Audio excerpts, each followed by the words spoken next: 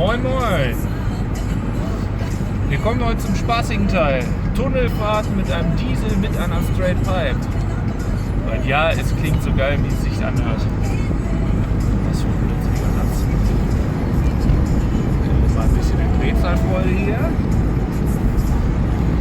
Vor allem hört man schön, dass wieder das alte beliebte VTG-Pfeifen und feuerfrei.